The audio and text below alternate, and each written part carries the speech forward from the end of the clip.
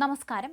ഇന്ത്യക്കെതിരായ ആരോപണത്തിൽ ഇപ്പോൾ കനത്ത തിരിച്ചടിയാണ് ബംഗ്ലാദേശിന് നേരിടേണ്ടി വന്നത്.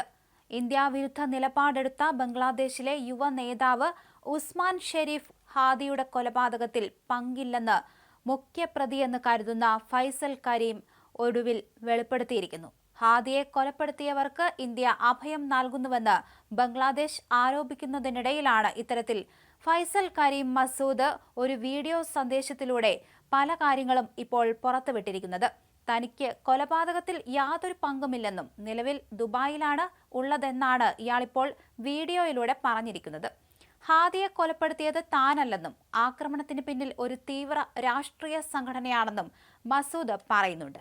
ഞാൻ ഫൈസൽ കരീം മസൂദ്. ഉസ്മാൻ ഷെരീഫ് ഹാദിയുടെ കൊലപാതകവുമായി എനിക്ക് യാതൊരുവിധ ബന്ധവുമില്ല. എനിക്കെതിരായ കേസ് ഗൂഢാലോചനയുടെ പുറത്ത് കെട്ടിച്ചമച്ചതാണ്.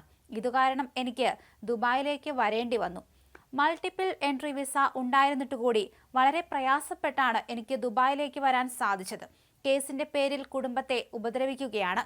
അവരോടുള്ള മനുഷ്യത്വരഹിത സമീപനം നീതീകരിക്കാനാവില്ല.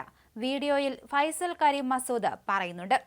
പൂർണ്ണമായും നിരപരാധിയായിരുന്നിട്ടും കഠിനമായി പീഡിപ്പിക്കപ്പെടുകയും ചെയ്യുന്നുണ്ടെന്നാണ് ഫൈസൽ കരീം ആ വീഡിയോയിലൂടെ പറയുന്നത്.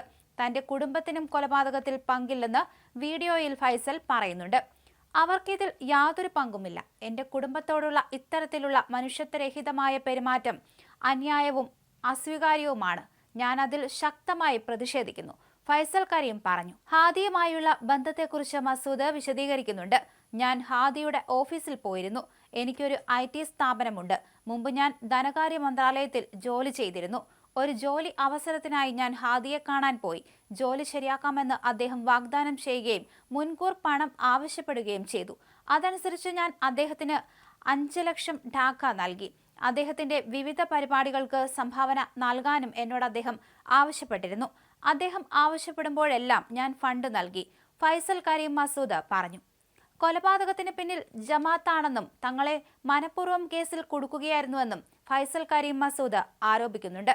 അതേസമയം ഹാദിയുടെ കൊലപാതകത്തിലെ 2 പ്രതികളായ ഫൈസൽ കരീം മസൂദ്, ആലംഗീർ ഷെയ്ഖ് എന്നിവർ രാജ്യം വിട്ട് മേഘാലയ അതിർത്തി വഴി ഇന്ത്യയിലേക്ക് കടന്നതായി ബംഗ്ലാദേശ് പോലീസ് നേരത്തെ പറഞ്ഞിരുന്നു.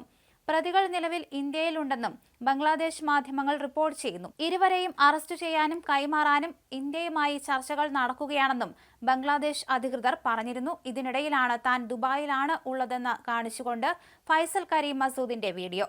ഇന്ത്യ വിരുദ്ധ പ്രസംഗങ്ങളിലൂടെ കുപ്രസിദ്ധനായ ഉസ്മാൻ ഷെരീഫ് ഹാദിക്ക് ഡിസംബർ 12-നാണ് ധാക്കയിൽ റിക്ഷയിൽ സഞ്ചരിക്കുന്നതിനിടെ അജ്ഞാതരുടെ വെടിയേറ്റത്. സിംഗപ്പൂരിലെ ആശുപത്രിയിൽ ചികിത്സയിലിരിക്കെയാണ് മരിച്ചത്. മുൻ പ്രധാനമന്ത്രി ഷെയ്ഖ് ഹസീനയെ പുറത്താക്കിയ 2024 ബംഗ്ലാദേശ് വിദ്യാർത്ഥി പ്രക്ഷോഭത്തിലൂടെയായിരുന്നു ഹാദി പ്രശസ്തനായത്. കൊലപാതകത്തിന് പിന്നാലെ ബംഗ്ലാദേശിൽ വ്യാപക അക്രമങ്ങളും നടന്നു.